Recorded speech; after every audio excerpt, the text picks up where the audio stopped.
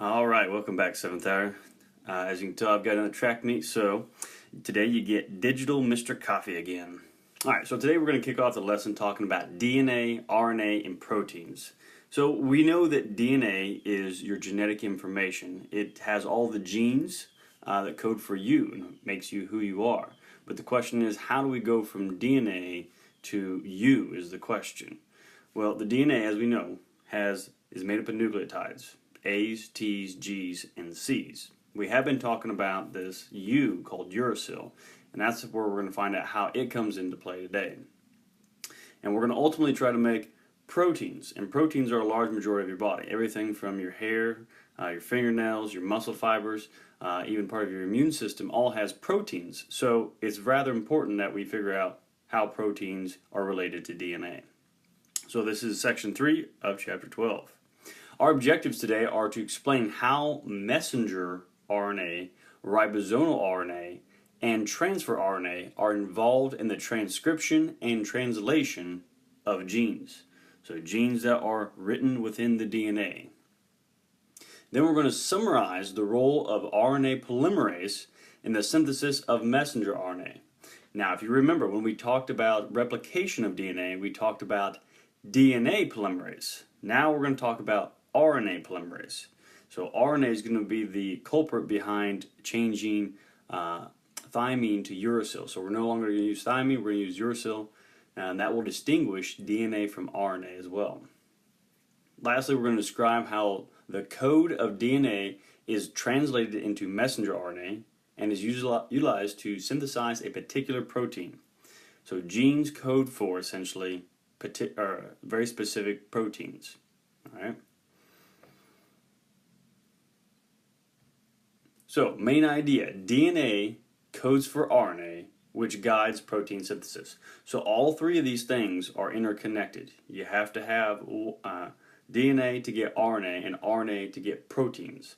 So we're going to figure out this entire process, and then at the end of the hour, you guys are going to have some time to work on a worksheet doing the transcription and translation process. So you can see how it's done inside your cells every single day.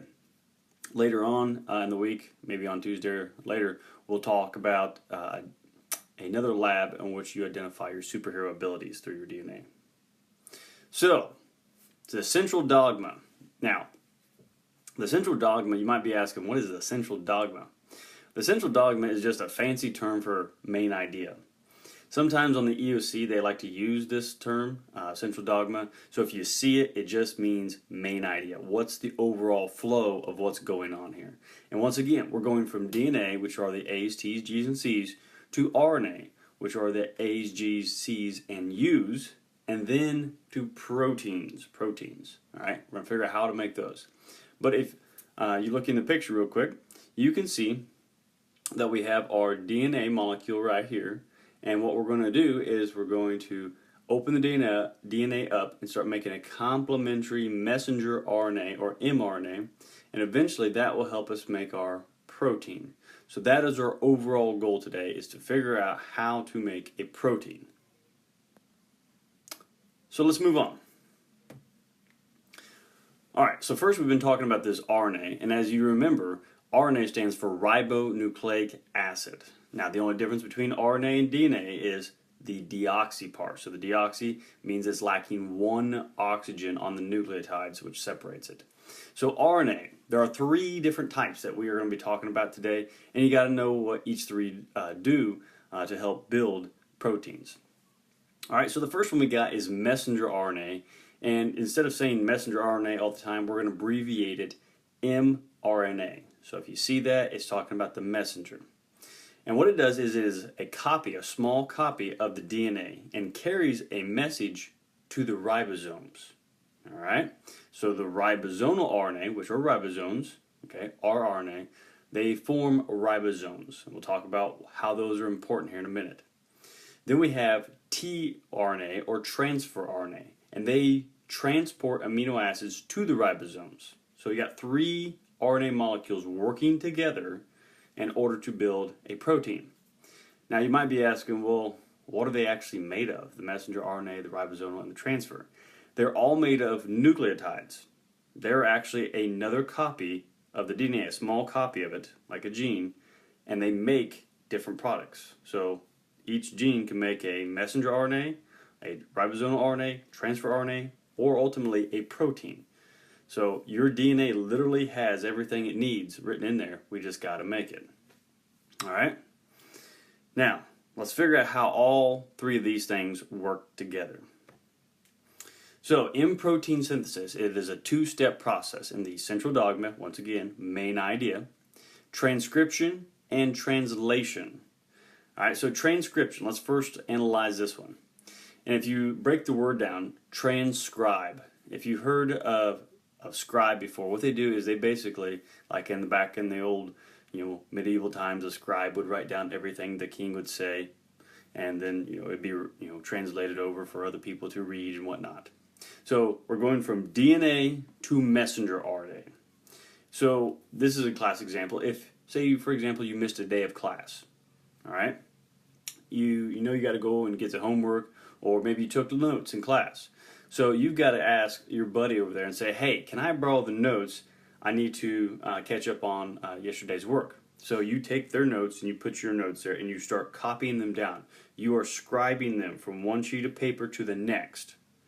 Now, just simply doing that is not enough, because you missed the day, you got the notes. Now what are you going to do with the notes is the next question, right? You got to translate it. What do they mean?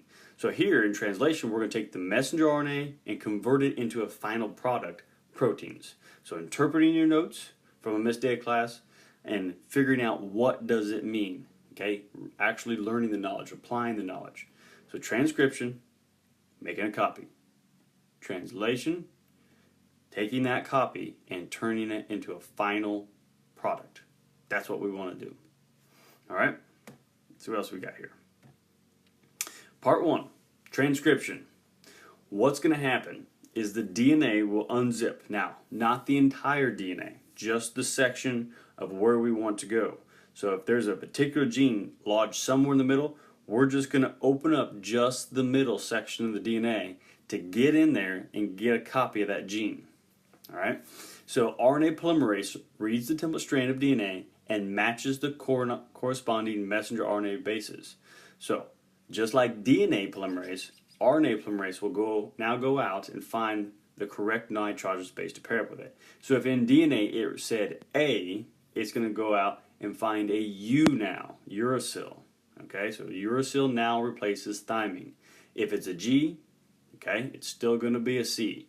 If it's T on DNA, so on DNA it reads thymine, it will still match with A, adenine. All right, and then we'll connect all those little nucleotides together to make a small copy. Now, once again, you might be thinking, why wouldn't we just make a big copy of the DNA? Think about it.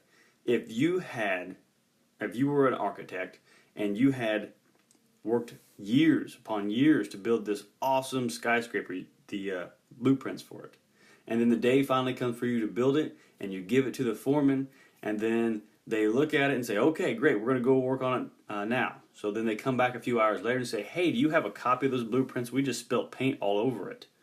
And there's all your life work gone. So the DNA is the prized possession.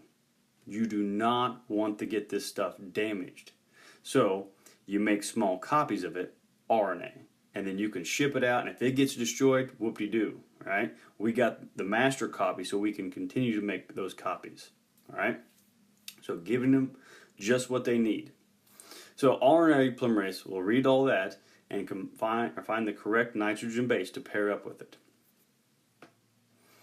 Now, as you can see here, we've got a picture of the DNA. We know DNA is an alpha helix or a double helix, and you can tell by the twisted lattice shape.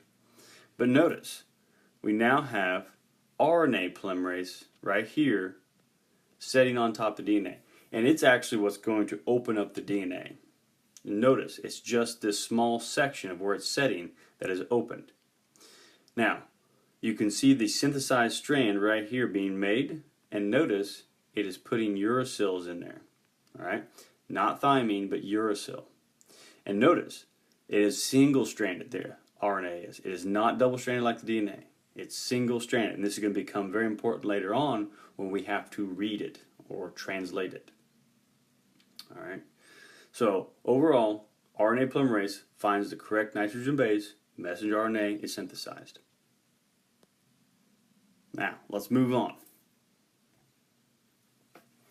So now, RNA processing.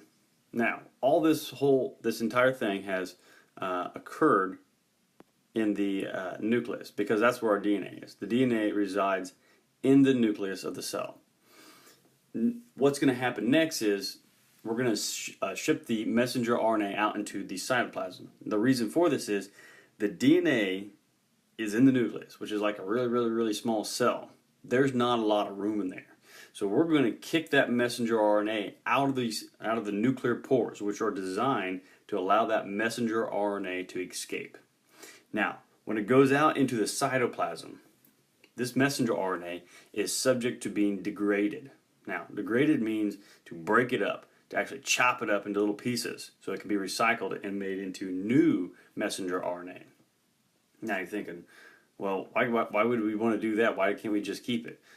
Well, for example, if you have a bunch of Legos, right, and you want to build lots of different things, but then all of a sudden you run out of Legos to build your awesome Eiffel Tower with, well, you're going to have to break something else apart in order to make it. So a lot of the pieces are recycled to maintain cell efficiency.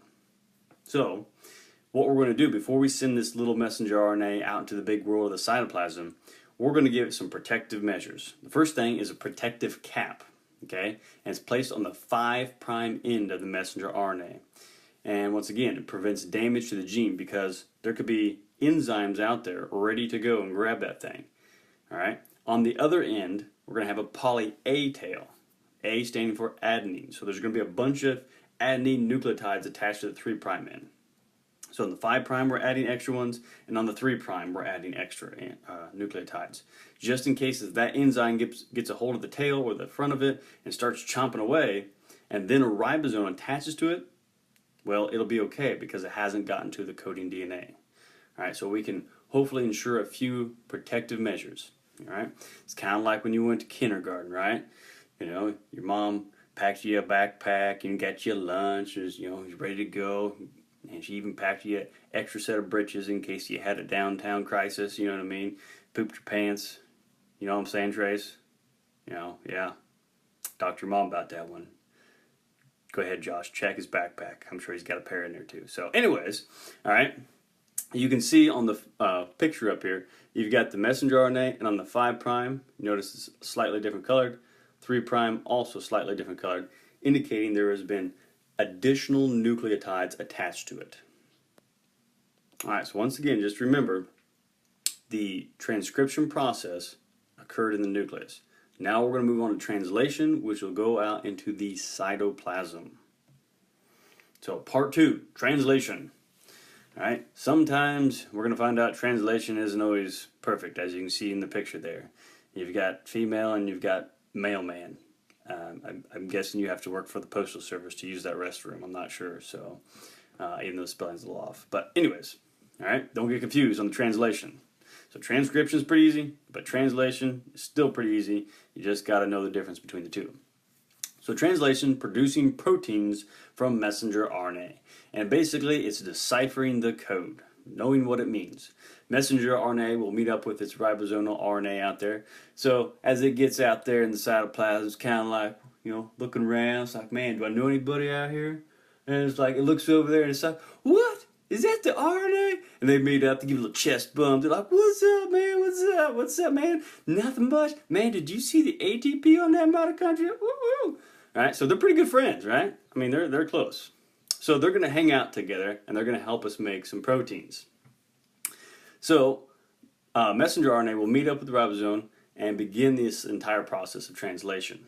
So ribosomes may be in the cytoplasm, or they can be attached to the endoplasmic reticulum, which is the ER, as we know, which grants it its name, rough endoplasmic reticulum, because there are ribosomes in it. So ribosomes help make proteins, as we learned when we were discussing the cellular parts. So now we're seeing why it's rough. It's going to actually help make proteins in the rough endoplasmic reticulum.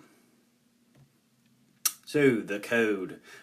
Just as Neo had to read the Matrix, you too will learn how to read the Matrix. The code. The code is read 3 bases at a time. 3 bases compose a codon. So 3 nucleotides in a row, okay, that indicates a codon. So if you see in the picture down here in the lower right, you'll notice a codon is comprised of 1, 2, and 3 little nucleotides, and that's how it's read. All right. So how are we going to read it? We're going to read it with the anticodon. So the anticodon matches up with the codon. Now, hold on. The messenger RNA contains the codon. The anticodon is located on the tRNA. The tRNA has the anticodon. So what is the tRNA made of? It's made of nucleotides. So the messenger RNA is made of nucleotides. That's how the anticodon will pair up specifically with the codon, all right, because it too is made of nucleotides. Okay? Now, the best part about this is you're thinking, well, what does the tRNA do? The tRNA brings with it amino acids. And if you recall in chapter 6 when we talked about the different biomolecules, the 4 of them, we talked about nucleic acids, we talked about lipids, carbs, and proteins. Proteins are a polymer. The building blocks or monomers for proteins are amino acids. So now it's starting to make sense how we're going to turn DNA into a protein. We're going to use the small monomers, amino acids, and convert them into a polymer, the protein. So let's apply some of this knowledge that we've learned about the code and the codons and the anticodons. So here's a picture kind of showing you the overall process of translation. This is the ribosome or rRNA, the big little blob there, as you can tell. The tRNAs are right here. They're right here. They're coming in and they're going to bring with them the very specific amino acids with them. And notice the tRNA, once again, you can tell are made of nucleotides pairing up with the codon here. So the anticodon is the opposite 3 nucleotides. And that's how we know what amino acid goes where, because the messenger RNA actually has the code, which ultimately comes from the DNA. Now, I'm going to erase this. I'm going to give you a little analogy here, and hopefully this helps understand the overall process. Because as you're looking at this, you're thinking, boy, this might be a little boring. I don't understand. I can't see this, so I don't understand it. I want you to think of the ribosome or rRNA as a factory. We've all seen factories. They're huge, right? The rRNA is a big piece of RNA. It's huge, okay? This is where all the assembly happens. So in factories, we know we make things there. So the RNA, a factory. Now, what do you find inside a factory? As you can tell here, we've got our messenger RNA. The messenger RNA is the assembly line. And as you remember or have learned in the past, an assembly line is they take a part and they start adding to it. So the first guy gets it, puts 1 screw in. It's passed down the line. That woman gets it, she puts another part on. Pass it down the line. That guy gets it, puts another part, another screw in there. Pass it down the line. That woman gets it, puts another part on there. And by the end of it, we have a final product, which could be like a car or something that rolls out of the factory. Okay? So we have our factory, which is the rRNA. We have our assembly line, the messenger RNA. Now, how does the tRNA fit in here? The tRNA has to deliver amino acids. So how do you get parts to a factory to assemble on an assembly line? You need truck drivers to bring in the supplies, right? Because factories don't normally just produce the parts. They have to order them from somewhere else and then assemble them, all right? So the tRNA, or like truck driver tRNA, are going to bring in the supplies. And each supply is very specific. So if you needed wheels, notice that one codon says, hey, we need wheels. Or the next one says, we need metal. All right? Or the next one says, we need plastics, whatever it may be, that they're all coding for something very important to the overall product. All right?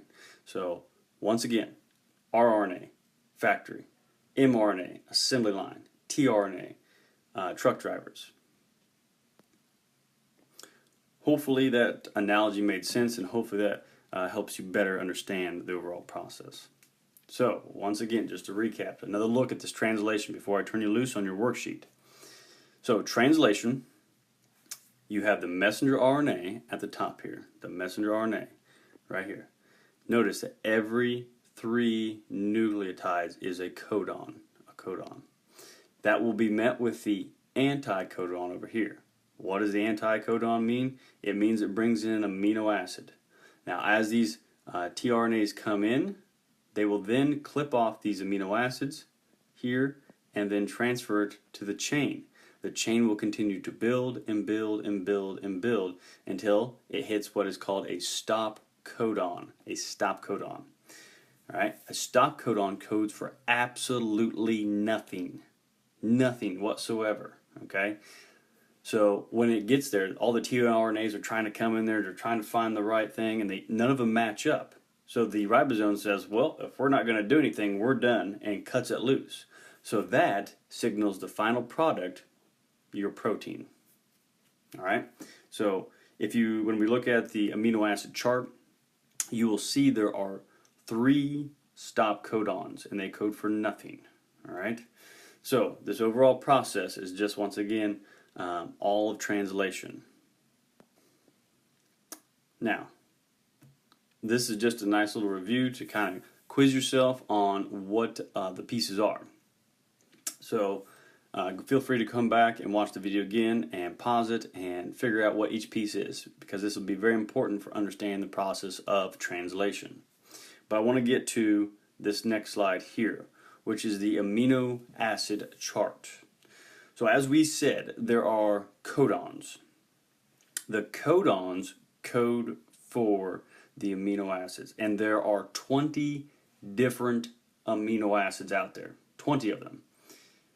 But if you use 4 different letters, okay, the U, C, A, and G, so uracil, cytosine, adenine, and guanine, in combinations of 3s, a codon, which is 3 nucleotides, you can create up to 64 different combinations. All right? So there's only 20 amino acids and 64 different combinations for those amino acids. So you might be thinking those numbers don't match, and you're right, they don't. So ultimately what this means is there are some codons that code for the exact same amino acid. So if you look at the chart, for example, we look here at leucine. So leucine right here has 4 different codons that code for it.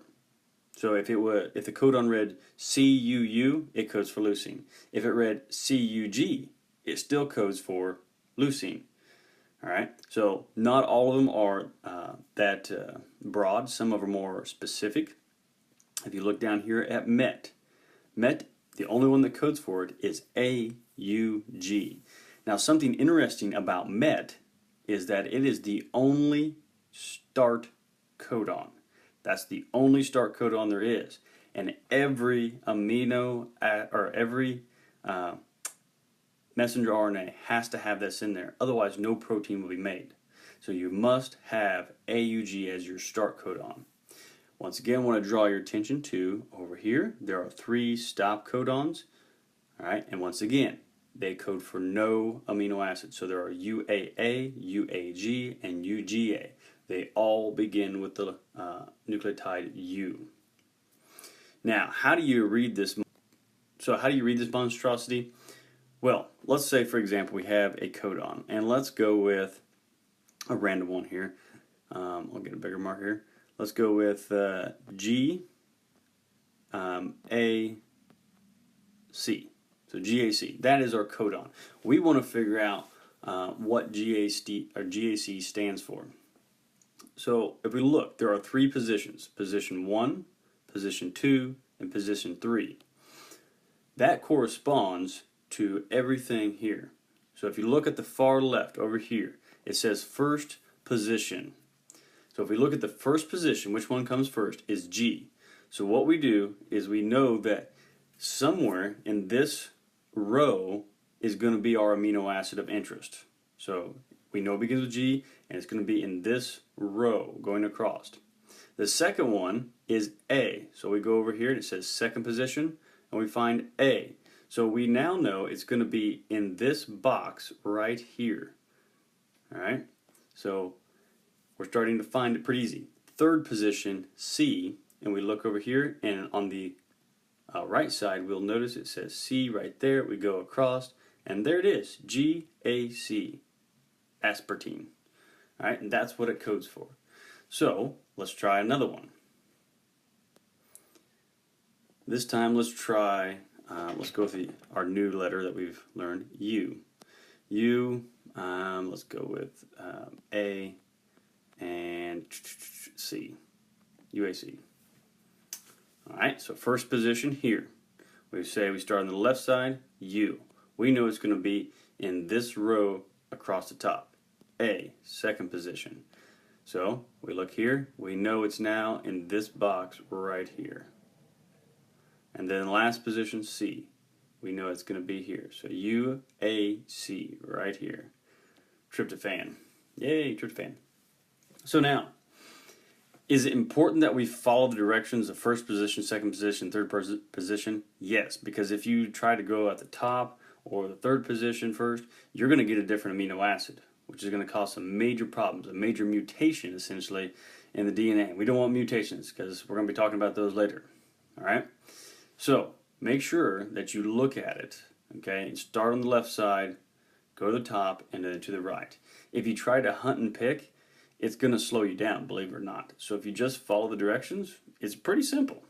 Hopefully you think you've got this, and this worksheet will be very easy for you. I think you have plenty of time to get most all of it done. If you have questions, just go back and watch the video. It is on YouTube. You can go back and pause it and look at it, listen to these directions once again. But just search for my name and the title of this, which will be DNA Transcription and Translation. We're going to stop here today, and I'll finish the rest of the lecture next time. So have a great day, guys. If you have any questions, email me, and I'll get back to you as soon as possible. You thought I was good. Psych. I want to talk to you about your worksheet just a little bit so you can understand it a little bit. The worksheet is going to look something like this, where it's going to have DNA, and it's going to have a code. All right, so you got to take this code and you got to transcribe it to messenger RNA. So if we were to do this, we know that U matches, or A would match with U, and T and A, C, G, U, U, A, C, and G. What we're going to do next is we're going to take the messenger RNA and turn it into tRNA. All right, so the tRNA, as we know, is the anti-codon and has just the opposite. So we're going to change this once again to A, U, G, C, A, U, G, C. Now, what you need to do, this is where everybody gets confused, is that we do not use the tRNA for anything else right now. All right? When it asks for the AA or the amino acids, you need to take this messenger RNA and get your code there. All right? So once again, use the codons from the messenger RNA to get the amino acids. If you use the tRNA, you will have wrong answers. So make sure you pay close attention to this. In fact, when you get your worksheet, I recommend you take this arrow and you draw it on every single one of them so that you don't forget. All right? Have a great day, guys. This is it. I promise.